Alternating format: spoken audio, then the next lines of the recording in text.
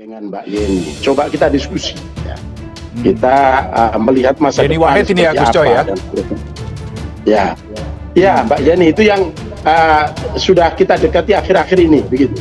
Dari berbagai sisi dia kelemahannya belum pernah di eksekutif, belum pernah di legislatif, tapi pernah bersama Pak SBY menjadi stafnya. Oke, Mbak Yeni juga belum memberikan jawaban yang pasti, masih diskusi tentang substansi masa depan Indonesia itu sebetulnya kita maunya apa. Yeni tidak mungkin mau mendampingi Anies karena cara kotor itu besar kemungkinan akan kembali digunakan Anies dalam Pilpres 2024. Jika Yeni memaksakan diri, namanya akan hancur dan terseret dalam sebutan pelaku politik identitas. Harga yang dibayar Yeni terlalu mahal, maka tidak logis jika sampai dia gelap mata dan mengambil posisi cawapresnya Anies. Betul ya, beliau ini kan keturunan langsung dari para pendiri NU ya, dan almarhum bapak beliau juga mantan ketua PBNU ya kalau kita merujuk ke situ, dan juga mantan presiden RI. Ternyata beliau memiliki kedekatan khusus dengan Mas Anies Baswedan. Pernah diajak dulu oleh Mas Anies untuk bisa bergabung menjadi dosennya ketika Mas Anies menjadi rektor di salah satu kampus ternama di ibu kota ketika Mbak Yeni baru saja selesai mengambil master. Nah, ini menunjukkan bahwa tidak ada sekat antara Mas Anies dengan teman-teman dia. PKS senang Yeni Wahid siap jadi cawapres. Insya Allah kuatkan barisan KPP. Putri Presiden RI keempat Abdurrahman Wahid atau Gus Dur Yeni Wahid siap maju jadi bakal cawapres bila ditunjuk bakal capres yang santer maju di Pilpres 2024. Salah satunya Anies Baswedan. PKS mengaku bahagia mendengar hal tersebut. Alhamdulillah, bahagia dengar kabar ini, ujar Ketua DPP PKS Mardani Alisera saat dihubungi Selasa 8 Agustus 2023.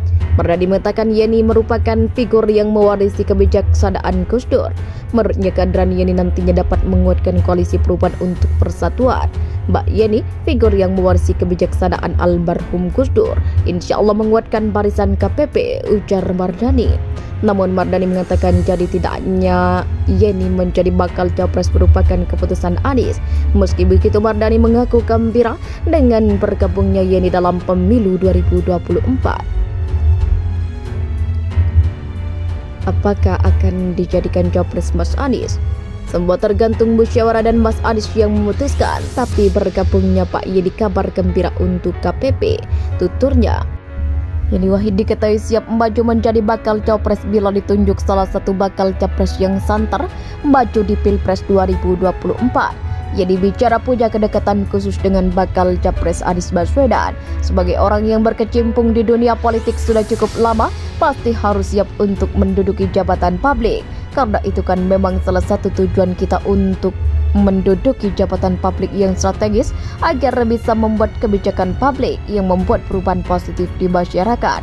Kata Yeni usai acara bersama Ketua MPR Bambang Susatyo menerima delegasi Presiden Global Council for Tolerancy dan Peace dan penandatanganan MOU di gedung MPR DPR DPD RI Senayan, Jakarta, Selasa 8 Agustus.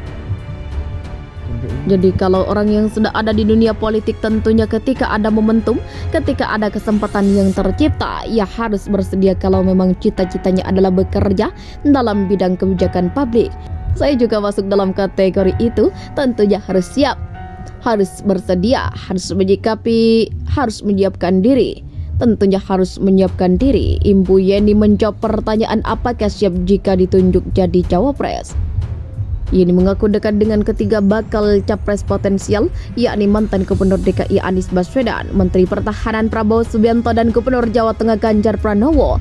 Yeni menyebut dirinya memiliki kedekatan khusus dengan Anies. Semua sama. Saya itu dengan Pak Anies punya kedekatan khusus. Karena Pak Anies jadi rektor, saya jadi salah satu dosen. Saya pulang dari ambil master saya di Amerika. Mas Anies tawari saya di Universitas Paramadina, beliau waktu itu jadi rektor, katanya. Yeni mengatakan dirinya juga dekat dengan Ganjar karena berada dalam satu komunitas. Sementara dengan Prabowo, Yeni mengatakan dekat karena suaminya pernah di Gerindra.